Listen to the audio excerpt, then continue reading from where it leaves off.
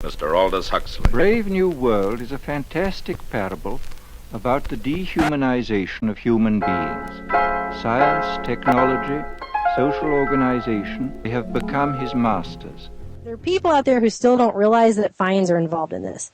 And not just for businesses, but for people. Personal fines. If you don't sign up, if you don't get insured. They're forcing you into this system. Here's how it's going to work. If you don't sign up for this, at first it's going to be low. In 2014, it'll be 1% of your annual income. So $20,000 a year means a $200 bill for you. If you have kids, it's $47.50 per child with a cap of $285 there. However, by 2016, the fine is estimated to reach $695 a person, or 2.5% of your annual income. No, you paid that, and then you're still buying the insurance also. So the Supreme Court says it's constitutional because it's a tax, but it's actually a penalty. Semantically, they obviously don't even know, just like they didn't even know how to make a freaking website for more money than most of us will ever see in our lifetimes. It's insane. And we're supposed to trust them with our health insurance and our personal information going into their website, which apparently can be shared with law enforcement and all kinds of other agencies and the IRS. But how this turns into socialism, back in August, Senator Harry Reid, he was asked, do you think Obamacare is secretly a step towards a single-payer healthcare system? And his answer wasn't just yes. Wasn't just absolutely. His answer was yes, yes, absolutely yes. He was just gleeful like a little child on Christmas morning or something. They've been trying to get this passed for decades now, and they've never been able to do it. So instead, they're going to incrementally do it just like they incrementally do everything else and start here. It means the government will control the one and only funding mechanism for healthcare. And when that happens, they can start to control so much more than just your health. Our government's not a government. It's basically a front for corporations. It's not even socialism. It's like Aaron said, it's oligarchical collectivism. Pretty much everyone's familiar with George Orwell's 1984. If you're younger or if you just never got around to reading it, it's an important read, and I think it's a easy and interesting read too. It's an instructional manual. It's it's about the rise of totalitarian society. It's often been compared to Brave New World, the Aldous Huxley book. Now, both of these guys were in, or at least around, a group known as the Fabian Socialists, who were actually run at their core by the Fabian Society, who were part of a secret society, which incidentally was a spinoff from the Cecil Rhodes Roundtable groups, which spurned the Council on Foreign Relations, in the UK, the Royal International Affairs Council, their counterparts that are in Australia and Canada, different parts of Europe, etc. At the core, the Cecil Rhodes Secret Society Foundation was Cecil Rhodes, who was every bit the colonialist, and he, along with Rothschild, who was bankrolling him, wanted world government based on, for lack of better terms, Anglo-American domination. And they wanted to put a friendly face on it. They wanted individual countries to feel like they were the ones driving their progress and their destinies, when in fact it was being run by bankers. It was being run by an elitist oligopoly, mainly Anglo and other powerful people dominated aspects of society. You don't say. So that kind of brings us up to the past couple hundred years. In general, the 20th century was not an era of capitalism, if it ever did exist. Perhaps it did during periods of the Industrial Revolution. What I see having happened during the Industrial Revolution, which began kind of in the era of the Founding Fathers, came to a head in the late 1800s, led directly to highly centralized production firms. Real cog in the wheel mentality is that a few businesses, a few monopolies, a few bankers, a few money men took control of all the great ideas that came out in the Industrial Revolutions, the new processes of making things, the new way of making things, and eventually the new way of marketing things so that everyone would have them. And they took domination of all that. And ever since, we've been living in a giant machine run by corporations, for the oligopoly, for the few who own basically almost everything. But we've been sold on the idea that we have a stake in this, that this is going to advance us personally, that it's going to advance society, that it's progress. You know that idea of progressivism on the Woodrow Wilson, Fabian Society, progressivism angle of socialism. It's a belief in socialism and getting everyone under a big collectivist tent because it's supposedly going to advance and progress society. Now, the Fabian Socialists, their most famous members were a bunch of famous writers. Like I said, Aldous Huxley, George Orwell. H.G. Wells was a really big Fabian Socialist. George Bernard Shaw, the playwright whose most famous play was Pygmalion, which became My Fair Lady. He was one of the founding members. I've got his quote for you, too, in minutes. There's a competition for ideas that became dominated by the Fabian Socialists, who latched onto the scientific ideas of Darwinism, which are related groups of people, related groups of power, direct descendants of the crown and of the British oligarchy and of the larger Anglo-American establishment that set upon itself to rule the world and convince everyone it was for their own good. And there's obviously quite a bit more detail to that history. But on the back of what we know as Darwinism, of what we know as origin of the species, of what we know as survival of the fittest, as a driving mentality for society, as an idea that's supposed to move us forward and progress us, that science has the answer, was kind of in a yin and yang fashion. There was that recognition of supposedly what was going on in nature and science, and on the backs of it, how the oligarchy, how those in power, how the better people were going to use science to progress society. They knew better. They could now use science to make judgments about many things, about how to best efficiently run society, about which kinds of people were best to be in society, about who was best fit to breed. And this became the philosophy that you may have heard of called eugenics. Are you just reading the mission statement of bioethics.gov? Because I thought...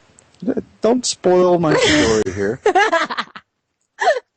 So, Charles Darwin, household name for obvious reasons. Not a household name, his first cousin, Sir Francis Galton. He is the originator of eugenics, this idea that it's a very social Darwinistic idea that through science we can use our knowledge of heredity and other scientific factors to promote better people, to select better people, to select who is most fit to breed in the social strata, to eliminate those who are socially undesirable, who are socially unfit, who are physically unfit, who are genetically unfit, right?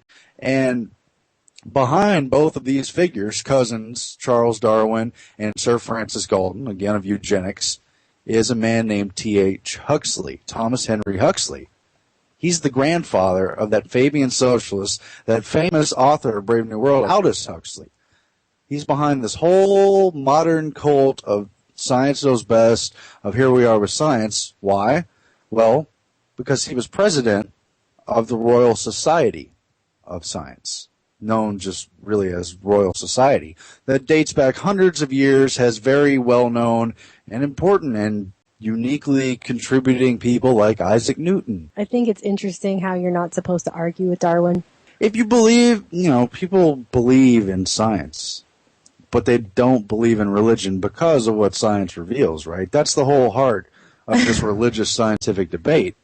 Well, if you're going to believe in anything about science, you should believe in the scientific process of investigating based on what are supposed to be, what should be, sound principles, which if they're not sound can be improved upon and become more sound.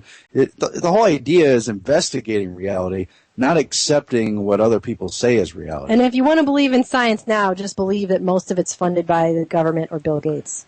Yeah, what you know of science today is so incredibly funded and biased, it constitutes its own pseudo-religion. It basically is. Now, I'm trying to get back to the point of why this is important to socialism, but it's just full of caveats.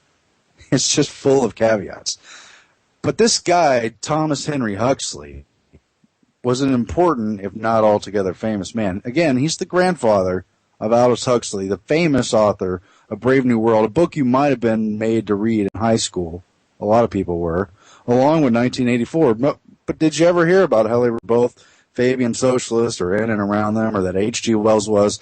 Well, H.G. Wells was an acolyte chosen by Thomas Henry Huxley, educated in science and through one form of fortune or another, launched into his famous role as a science fiction author who wrote in fiction about science many things that would later become science fact, realities about our socialist progressive society, about the technocratic future.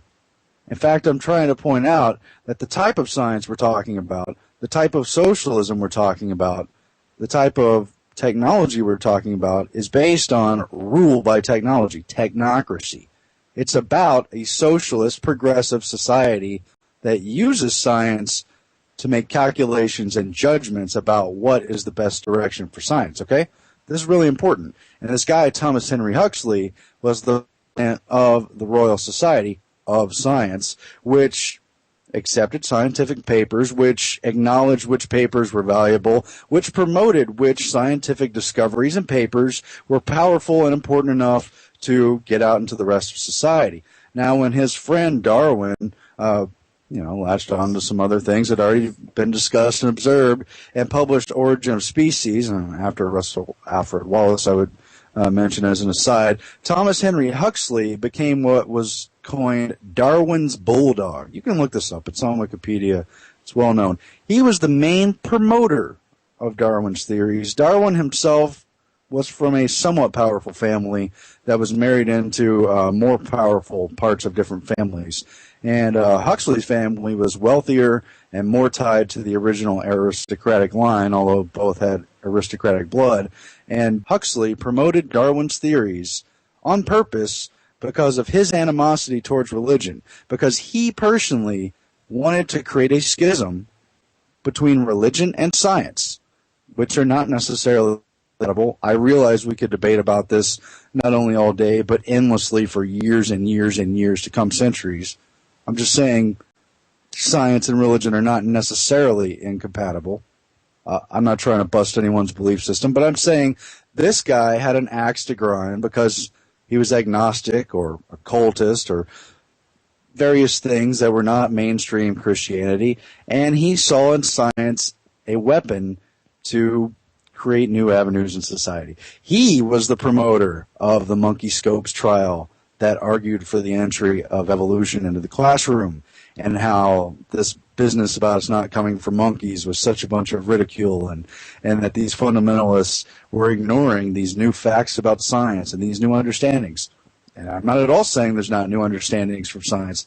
I'm not at all saying there's just not incredibly important stuff in genetics. I'm just saying that this certain niche of people in the Royal Society who, oh, by the way, while they were at the Royal Society of Science, which had so much power, were also part of a secret society called the X Club that was run by Thomas Henry Huxley and 9 powerful friends who ran the Royal Society for several decades, who decided to promote Darwin for their own agenda. As simple as that. You can look it up. It ties into a lot concerning the debates over the introduction of the theory of evolution to society, the way it was adopted, and the consequences since that time. Okay? I'm not saying there's no validity to that theory, and I'm certainly not saying there's no validity to religion. I'm saying you've been duped into a wedge position, and hasn't it created a schism in society? And what could they possibly want from that schism? Why would they possibly want a schism in society based on religion and science? Could it be for the reason that I'm talking about, so they could tell you what are the important things in science, so they could direct society and the increasingly collective society around the conclusions found from science? That's one thing I'm saying. And they also believed in that Huxley family that schism between religion and science could lead to a third way, a world government, a world society, based on rule by experts, by scientists, based on rule by technology, a technocracy over the planet. And a new world order? Oh my gosh. No way. And parallel to this, I am shocked. Splintered from this, were the Fabian Socialists. They were founded in 1883, late 1883, acknowledged though as 1884, which would be conveniently a full century before 1984, the book by George Orwell, which warned about, well, a totalitarian society for sure, but warned about deep in the pages of that book the theory and practice of oligarchical collectivism. That was the outlawed banned book by the fictional character Emmanuel Goldstein, who was one of the original founders and originators of that 1984 Big Brother Society, who defected against it and became public enemy number one, who became the bin Laden of the 1984 Society, who wrote a damning book, which again was banned, but some people, for the purpose of that book, got a hold of it, about the theory and practice oligarchical collectivism. Now, if you can put two and two together, if you understand the meaning of those words, begin to think about the implications of those words for your life. Are they running socialism for the benefit of everyone, for the greater good, or are they running socialism, which, like fascism, like Nazism, like the FDR society, is a type of collectivism, but run for who? For the benefit of who? For A few. Is that the definition of oligarchy? A few? Yes, that means rule by a few. And collectivism pretty much means the many. That's the everybody. Whoever they can get in that giant net, whoever's no longer allowed to be free. The sheeple. They're going to run the many for the benefit of the few. Oligarchical collectivism. In fact, it's so important. And that is what the Fabian Socialists are about. They are elitists. They believe in eugenics, which was coincidentally also founded in 1883. And here is what George Bernard Shaw, again, was a famous playwright, and he was one of the founding members of the Fabian Socialists. People who only know me from reading my books, or sometimes even from seeing my plays, get a most unpleasant impression of. This is what he said. This is a quote. Under socialism, you would not be allowed to be poor. You would be forcibly fed, clothed, lodged, taught, and employed whether you liked it or not. If it were discovered that you had not character and industry enough to be worth all of this trouble, you might possibly be executed in a kindly manner, but whilst you were permitted to live, you would have to live well. And what's living well? It's what they decide living well is. It's not what you decide. The people who really meet me, they see that I am a most harmless person. I'm quite a kindly person, you know. You must all know half a dozen people at least who are no use in this world, who are more trouble than they are worth. Just put him there and say, sir or madam, now will you be kind enough to justify your existence? If you can't justify your existence, if you're not pulling your weight in the social vote, if you're not producing as much as you consume, or perhaps a little more, then clearly we cannot use the big organization of our society for the purpose of keeping you alive, because your life does not benefit us, and it can't be of very much use to yourself. You might possibly be executed in a kindly manner.